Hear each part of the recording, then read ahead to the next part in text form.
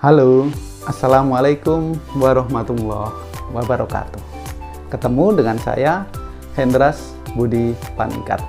Dalam video ini, saya akan menjelaskan tentang pesan-pesan penting bagi pemilik sertifikat tanah. Nah, teman-teman semuanya, ya, apakah Anda memiliki bidang tanah, ya, dan sudah bersertifikat, ya? Nah, di sini sertifikat bukan hanya disimpan, ya, bukan hanya disimpan, disekolahkan, tetapi di dalam sertifikat ini mengandung pesan-pesan penting, ya, di mana pesan-pesan tersebut merupakan kumpulan, ya, kalau dijadikan satu adalah sebuah hak, ya, batasan dan kewajiban, yaitu right, restriction, dan responsibility, atau dikenalnya dengan konsep 3R. Nah, teman-teman semuanya, kira-kira apa sih pesan-pesan yang ada dalam sertifikat tanah ini, ya? Dalam sertifikat tanah ini apa sih yang harus Anda ketahui, ya, sebagai pemegang hak? Apa sih batasan-batasan dari pemegang hak itu, dan kewajibannya apa saja? Setelah diberikan sertifikat, Anda otomatis diberikan hak, ya. Hak Anda sudah dilegalkan oleh pemerintah. Nah, di sini yang perlu Anda ketahui yaitu sertifikat merupakan tanda bukti hak sepanjang data fisik dan data yuridis sesuai dengan data surat ukur dan buku tanah yang bersangkutan. Hal ini dijelaskan dalam PP 24 tahun 97 pasal 32 ayat 1. Nah, ini yang penting, ya. Dalam pasal 32 ayat 2 dijelaskan bahwa dalam hal suatu bidang tanah sudah diterbitkan sertifikat secara sah atas nama orang atau badan hukum yang memperoleh tanah tersebut dengan itikat baik dan secara nyata di lapangan menguasainya, memanfaatkannya, ya, maka pihak lain yang merasa mempunyai hak atas tanah itu tidak dapat lagi menuntut pelaksanaan hak tersebut apabila dalam waktu 5 tahun, ya, dalam waktu 5 tahun sejak diterbitkannya sertifikat itu tidak mengajukan keberatan secara tertulis kepada pemegang sertifikat dan kepala kantor pertanahan, ya. Nah, ataupun tidak mengajukan gugatan ke pengadilan mengenai penguasaan tanah atau penerbitan sertifikat tanah tersebut. Dibiarkan saja. Nah, ini asas pendaftaran tanah kita, asas negatif bertendensi positif.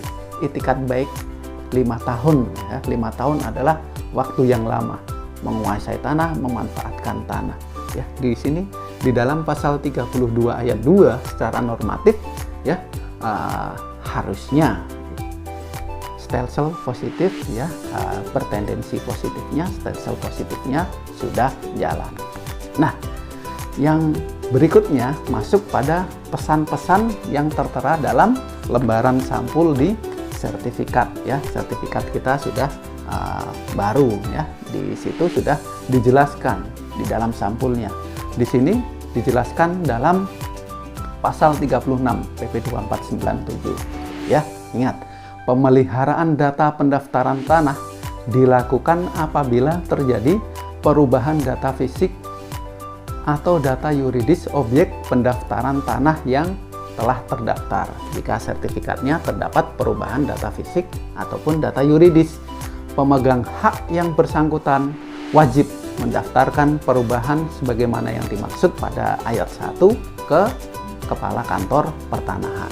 Jika sertifikat tanah Anda ternyata pemiliknya sudah meninggal, Anda punya sertifikat tapi bukan nama Anda sendiri, berarti terjadi perubahan data yuridis. Hukumnya, ya, wajib, ya, Anda wajib mendaftarkan perubahan tersebut ke kantor pertanahan, yaitu dengan melakukan apa? Melakukan balik nama.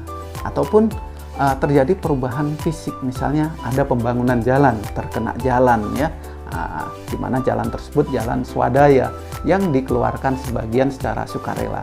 Nah, terjadi perubahan data fisik, yaitu harus didaftarkan di kantor pertanahan, sehingga azas mutakhir pendaftaran tanah selalu terpenuhi.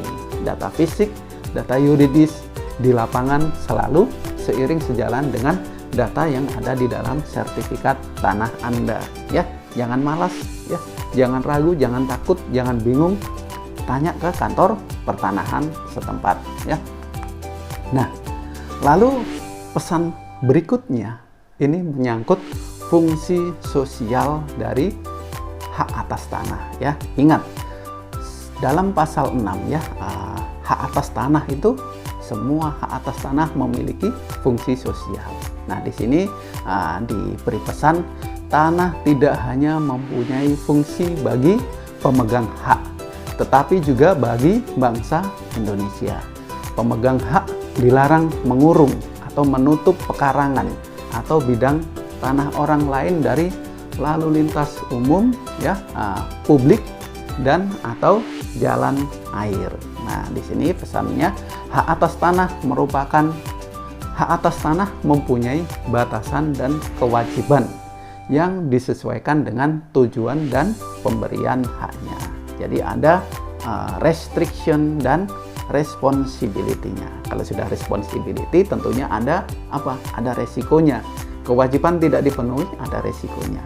Resikonya ya berbanding terbalik dengan kewajibannya kita. Nah, lalu pesan berikutnya ya, pasal 7 UUPA ya, Undang-Undang Nomor 5 Tahun 1960.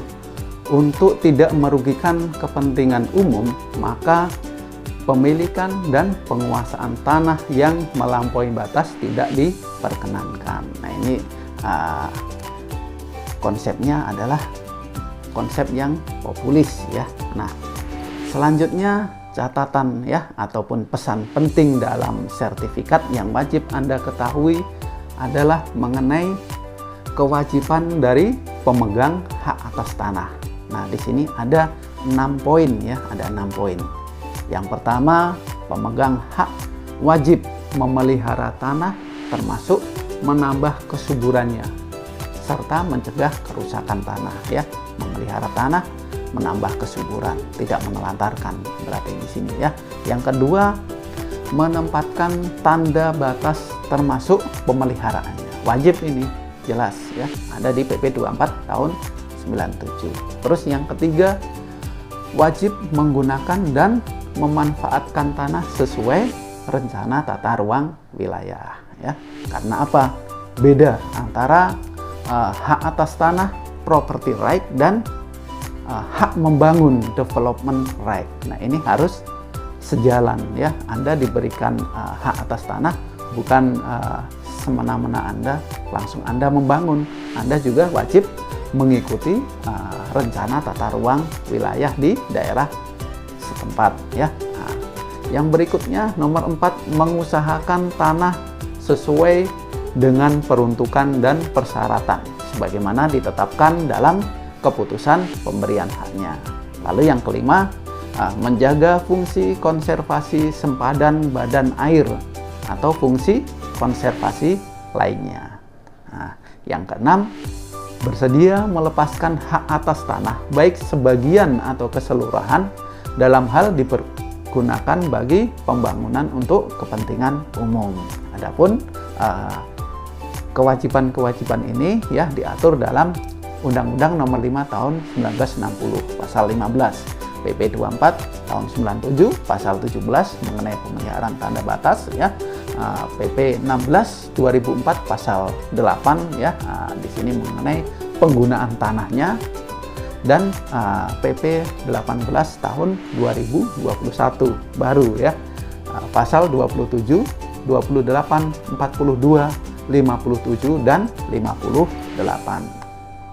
Nah, yang berikutnya ada pesan yang paling penting ini ya. Setelah ada right, ada batasan restriction, dan ada kewajiban responsibility. Nah, ini ada pesan penting ya. Hak atas tanah ya, baik itu hak milik ya, HGB ya, HGU, hak pakai ya, hak milik wakaf ya, hak dan hak pengelolaan hapus apabila A. berakhir jangka waktunya sebagaimana ditetapkan dalam surat keputusan. Yang B. dibatalkan oleh menteri karena pelanggaran atas kewajiban dan atau larangan, cacat administrasi, dan atau adanya putusan pengadilan yang telah memperoleh kekuatan hukum tetap. Lalu yang C. dicabut berdasarkan undang-undang. Dan yang D. ditetapkan sebagai tanah terlantar, yaitu apabila tanah dengan sengaja tidak dipergunakan sesuai dengan keadaan atau sifat dan tujuan haknya, atau tidak dipelihara dengan baik. Nah, kalau di Satker saya bukan diterlantarkan, tahu tanahnya aja enggak gitu. Sertifikat tua kalau menurut analisa saya jelas ditelantarkan karena tidak digunakan dan dia mencari tanahnya. Batas tanahnya aja nggak tahu di mana ini, pokoknya di sekitaran situ yang sudah banyak rumah-rumah. Nah, ini yang konyol ya. Nah, lalu yang poin E, ditetapkan sebagai tanah musnah, antara lain apabila sudah berubah dari bentuk asalnya karena peristiwa alam ya. Lalu yang poin F, berakhirnya perjanjian pemberian hak atau perjanjian pemanfaatan tanah untuk hak atas tanah di atas hak milik atau hak pengelolaan. Nah, yang berikutnya yang G, pemegang hak sudah tidak lagi memenuhi syarat sebagai subjek hak.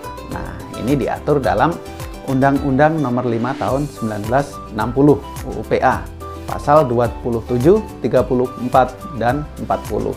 Lalu Peraturan Pemerintah Nomor 18 Tahun 2021 pasal 14, 31, 46 dan 61. Nah, teman-teman semuanya, sobat ATR BPN, nah di sini ada pesan yang menyentuh ya di dalam sertifikat ya kepada Anda, yaitu di bagian belakang.